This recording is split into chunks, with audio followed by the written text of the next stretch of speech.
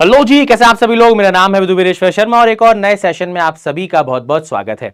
तो IBPS clerk का full notification खुशी की लहर की तरह हमारे बीच में आया, क्योंकि एक्सपेक्टेड था 5 डिजिट वैकेंसीज आएंगी और 5 डिजिट वैकेंसीज हमें देखने को मिल गई। और उसमें भी कुछ बैंक्स ने अभी तक वैकेंसी रिपोर्ट नहीं की है, यानी कि वैकेंसी का काउंट और भी बढ़ जाएगा। बट इसी खुशी के बीच काफी सारे हमारे स्टूडेंट्स, काफी सारे हमारे दोस्त ऐसे हैं जो ज्यादा खुश नहीं हैं, क्योंकि उनके स्टेट में वैकेंसीज का काउंट काफी कम है। अब वैसे ही कंपटीशन इतना ज्यादा है और अपने स्टेट में कम वैकेंसी देखकर काफी सारे स्टूडेंट्स का दिल टूट गया है।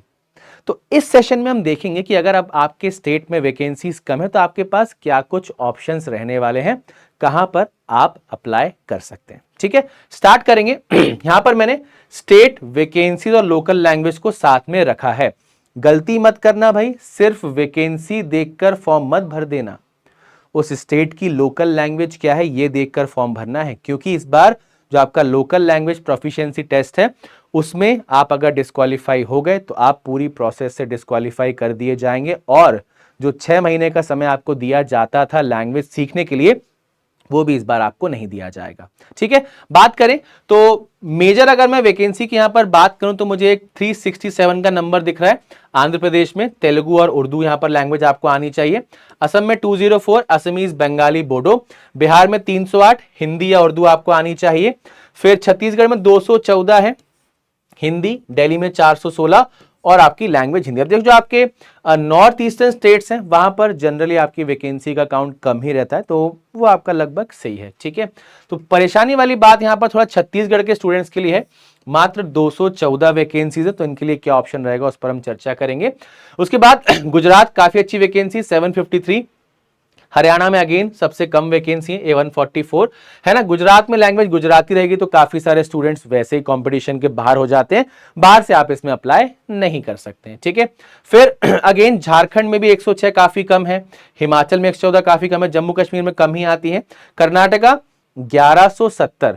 लेकिन लैंग्वेज ध्यान रखना भाई, कन्नडा, अगर कन्नडा आती है या कन्नडा पढ़ी हुई है तभी वहां से अप्लाई कर पाओगे, वरना अप्लाई नहीं कर पाओगे। केरला 330 ठीक है, मलयालम लैंग्वेज आपको चाहिए।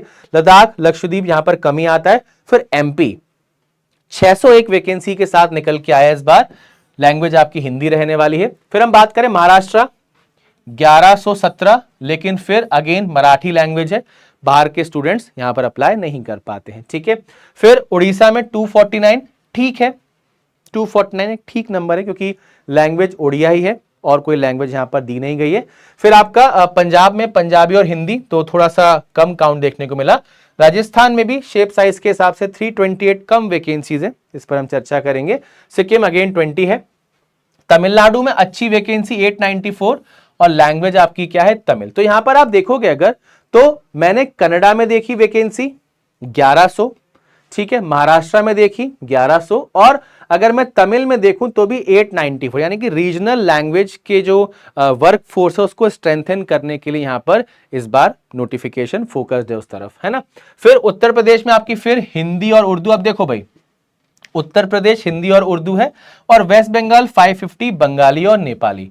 तो जो हिंदी भाषी स्टूडेंट्स हैं उनका जो सबसे बड़ा टारगेट रहने वाला है वो आपका यूपी हो जाएगा, क्योंकि बिहार की भी अगर हम बात करें, बिहार में भी हमारी इस बार कोई ज्यादा खास वैकेंसी नहीं आई है, लेकिन एमपी और यूपी जो है, एमपी में आपकी 600 वैकेंसी हो गई, यूपी में आपकी लगभग 1300 वैकेंसी होगी। तो ये कई हिंदी भाषी छात्रों का टारगेट हो सकता है। अब अगर मैं बात करूं टॉप वैकेंसी वाले स्टेट कौन से जहां पर 500 से ज्यादा वैकेंसी है, सबसे ज्यादा अगेन यूपी। लैंग्वेज ध्यान रखना, हिंदी या उर्दू अगर आपको आती है तो आप यूपी से फॉर्म भर सकते हैं। उसके बाद आपकी वैकेंसी है कर्नाटका में, बट ये कनाडा का हिसाब किताब यहां पर चाहिए। फिर महाराष्ट्र आ जाता है, मराठी चाहिए। वेस्ट बंगाल में बंगाली और नेपाली, तमिलनाडु में तमिल और फिर आपका मध्य प्रदेश में हिंदी, है ना। और गुजरात तो आपका 753 रहने ही वाला है।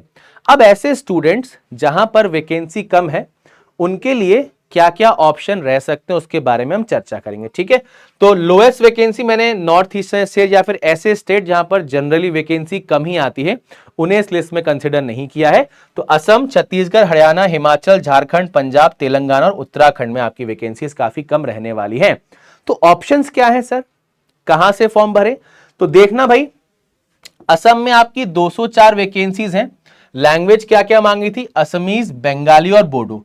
तो अगर आपको बंगाली आती है तो आप वेस्ट बंगाल से इस फॉर्म को अप्लाई कर सकते हैं, क्योंकि लैंग्वेज का ऑप्शन आपके पास यहां पर बंगाली भी है और वेस्ट बंगाल में तो बंगाली लैंग्वेज मांगी ही जाएगी, तो आप वेस्ट बंगाल से फॉर्म भर सकते हैं। वहीं अगर छत्तीसगढ़ की बात करें, 214 वैकेंसीज हैं, ठीक है बट फिर भी कम है ना। तो आपके लिए सबसे बेस्ट ऑप्शन रह सकता है भैया एमपी, घर के पास ही है, या आप यूपी से भी इस फॉर्म को भर सकते हैं, ठीक है। उसके बाद बात आती है हरियाणा की। हरियाणा में 144 ही वैकेंसी है, बहुत ही कम वैकेंसीज है। हिंदी और पंजाबी दोनों लैंग्वेज में आप किसी भी एक में अगर प्रोफिशिएंट है तो आप इस फॉर्म को भर सकते हैं। तो यूपी, एमपी और दिल्ली आपके लिए अच्छे ऑप्शंस रह सकते हैं। दिल्ली में भी 400 है, ठीक ठाक वैकेंसी है। उसके बाद हिमाचल की बात करें, 114 है, लैंग्वेज हिंदी मांगी है।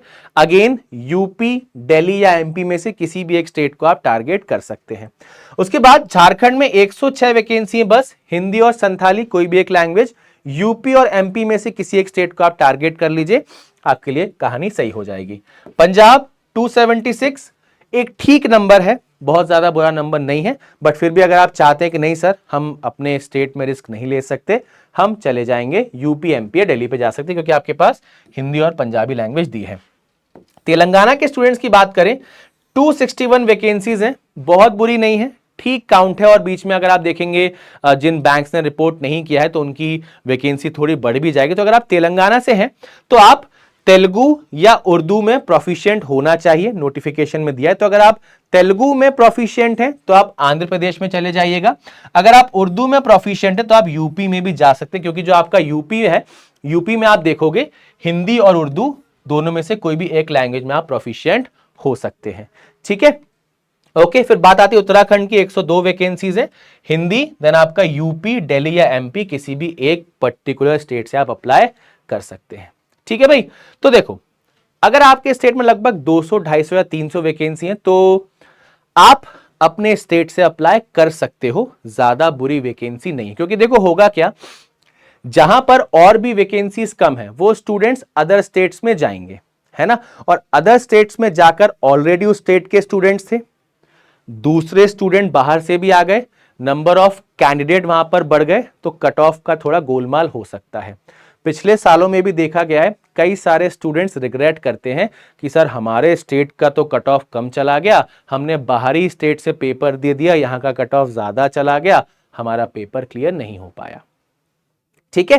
तो आप स्मार्टली डिसीजन ले लीजिए। अगर भैया बहुत ही कम है कि 100 ही है, 50 ही है, तो आप स्ट्रांगली बाहर के स्टेट से जाकर फॉर्म भर सकते हैं, है ना। और अगर ठीक ठाक है, डिसेंट इनफ है, तो आई सजेस्ट आप अपने स्टेट से ही पेपर दीजिए।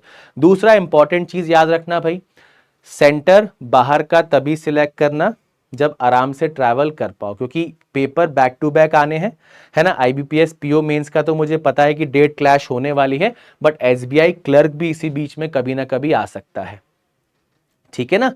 तो थोड़ा सा इंतजार करके समझदारी के साथ ही स्टेट का चयन करना है, ठीक है भाई। बाकी कोई और भी सवाल हो तो आप वीडियो के नीचे कमेंट करके मुझसे पूछ सकते हैं, या फिर टेलीग्राम का चैनल मेरा है रीजनिंग बाय विदु सर, यहां पर आप मेरे साथ कनेक्ट हो सकते हैं और रीजनिंग की हर क्लास की अपडेट आप प्राप्त कर सकते हैं। रीजनिंग की डेली बेसिस पर हमारी क्लास होती है यूट्यूब पर सुबह 10 बजे, यहां पर आप डेली जुड़ सकते हैं और अपकमिंग एग्जाम्स के लिए रीजनिंग की तैयारी बहुत शानदार तरीके से कर सकते हैं। और आईबीपीएस क्लर्क को ध्यान में रखते हुए एक स्पेशल टारगेट बैच बैंकिंग वाला प्लेटफॉर्म पर लाइव हो चुका है, जिसमें आप आईबीपीएस क्लर्क एग्जाम की सारी चीजों को समझ सकते हैं, पढ़ सकते हैं, प्रैक्टिस कर सकते हैं और 100% एग्जाम रेडी हो सकते हैं। साथ के साथ अगर आप सारे ही एग्जाम में बहुत बेहतरीन परफॉर्म करना चाहते हैं तो अलग अलग बैच में एनरोल थोड़ी करोगे भाई, बैंक महापैक में एनरोल कर लो। जितने भी हमारे बैंकिंग इंश्योरेंस के बैचेस हैं सभी का एक्सेस आपको यहां पर मिल जाएगा।